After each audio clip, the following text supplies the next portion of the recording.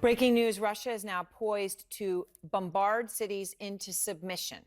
Those are the exact words from a senior Western intelligence official who also told our own Natasha Bertrand that it could mean a significant number of civilian casualties. As I said, bomb cities into submission, bombard. President Zelensky, meantime, slamming NATO for refusing to establish a no-fly zone over Ukraine. He calls the lack of one a green light for further bombings, and he tells NATO that now any death is on NATO's hands. All the people who will die from this day will also die because of you, because of your weakness, because of your disunity. This just hours after Secretary of State Blinken defended the United States' strong opposition to a no-fly zone. And that could lead to a full-fledged war in Europe. President Biden has been clear that we are not going to get into a war with Russia. Out front now, Democratic Congressman Jason Crow, who sits on both the House Armed Services and Intelligence Committees, also a former Army Ranger who served 3 tours of duty in Iraq and Afghanistan and visited Ukraine in December. So, Congressman, I appreciate your time. This new reporting from Western intelligence official, I'm just reading here these words exactly, that Russia is poised to, quote, bombard cities into submission.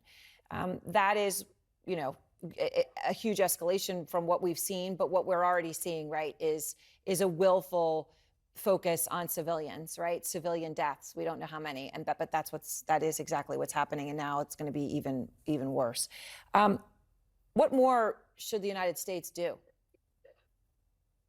Well, Aaron, I agree with the administration's assessment that a no-fly zone is untenable, and as much as I would like to put a no-fly zone in place, which I very much would like to do, to help level the playing field for the Ukrainians and help them fight and survive, we have to be honest about what that means. What that means is sending United States fighter jets and NATO fighter jets up into the sky to fight and shoot down Russian fighter jets. That's an act of war, and it would put the United States and NATO at war with Russia. We would have the 2 world's biggest nuclear powers at war in Europe with one another. That is not a tenable result. Now, there are things we can do, many things we can do, some of which we already are, that are short of that, that can help level that playing field for the Ukrainians and give them the fighting chance. They've shown the will to fight, the will to survive. They're doing incredible work. But if we help give them the tools, I think they will continue to do that, namely provide as many surface-to-air missiles, man pads, these are Stingers, and there's other types of surface-to-air missiles that other countries are providing as well. Give as many of those as we can, train them, equip them, get them into the hands of the Ukrainians now, so that as that bombing campaign begins and intensifies, they are shooting Russian planes out of the sky. Every time 10 go up for a sortie, only 5 come back. The Russians will only be able to keep that up for so long. And you believe that that will work? I mean, I know you're giving me just an example, but I mean, the scale of what you just suggested, that there's going to be enough support going into the Ukrainians and training going into the Ukrainians that 10 Russian fighter jets could come in and only 5 come back. You think that sort of ability to fight back is what's going to happen here in a very short period of time? Well, nothing is surefire in war. War is very unpredictable, and we've already seen lots of surprises in the last week out of this war, namely the underperformance, the vast underperformance of the Russian military, and significant mistakes and problems that they're having. Number 2, the overperformance of the Ukrainian military. And number 3, the incredible response by the international community and the NATO coalition and the sanctions that have been imposed. A week ago today, I don't think many people were thinking any 3 of those things were going to happen the way that they did happen. So there's a lot of things that aren't predictable at this point.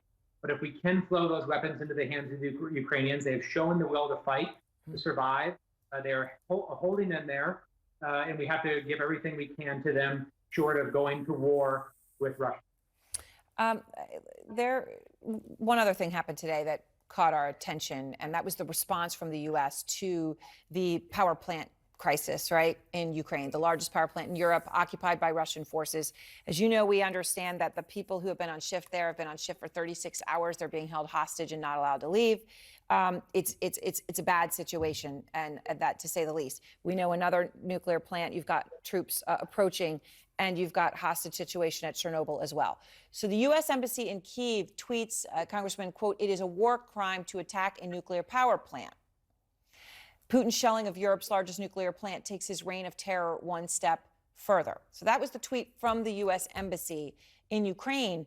But the State Department sent a message then to embassies around Europe saying, all do not retweet Embassy Kyiv's tweet on this being a possible war crime. If you've retweeted it, unretweet it ASAP. What's going on here? I mean, why won't they call it a war crime? Well, the administration is following protocols and they're being careful with their language because there are international bodies that actually make those designations and conduct those investigations. But I think that there are many war crimes that are going on. Listen, there are plenty of war crimes that are occurring that we can call out, that I'm willing to call out. The use of rockets, indiscriminate bombing, potential thermobaric weapons being used, attacking power plants. In my view, there's no doubt that these are war crimes, and we should make sure that we're prosecuting them as such. Right. All right. Well, I appreciate your time. Thank you very much. Thank you. And next, a reporter trying to escape the violence in Ukraine, ending up face-to-face with a Russian tank. His remarkable story is next. Plus, I'll speak to a woman who is still in Kharkiv, the second biggest city in Ukraine, being decimated by Russian airstrikes. What is she witnessing tonight? I don't wish anyone to see that and feel this scared. I'm Clarissa Ward in Kiev, and this is CNN. The Russian military closing in on another key port city in Ukraine, Mariupol. It is in southeastern Ukraine. It's right near the Russian border. Part of, what had originally been discussed as maybe all Putin wants is a land bridge between Crimea and the Donbass. Well, it is now being exposed to intense Russian strikes and has likely been encircled by Russian forces. That is what the latest intelligence is from the UK Defense Ministry. John Irvine with our affiliate ITV is in Mariupol and showed how he and his crew came face to face with the Russians. Without electricity, water or fuel, we could no longer report from inside Mariupol, so we decided to join what would be the last convoy to escape. The city has a large Greek community, and Athens had tried to secure safe passage for a ragtag of Greek diplomats, citizens, and foreign journalists. With Mariupol just 5 miles behind us, tanks suddenly appeared in the mist. We hoped they were Ukrainian, but they were not. We filmed the Russians as surreptitiously as possible. I can count 4 Russian tanks.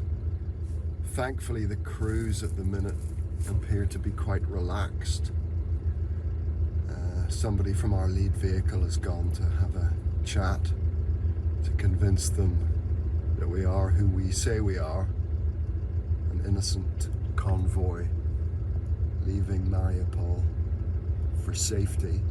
You can see the Z on one side of one of the tanks. I can anyway. They're definitely Russians. At one point, the tank turret turned our way. Wow. We were staring down the barrel. It's not clear what spooked them, but something definitely did. And suddenly, some of the Russian soldiers to the right and left of the tank were kneeling and aiming their rifles at our convoy.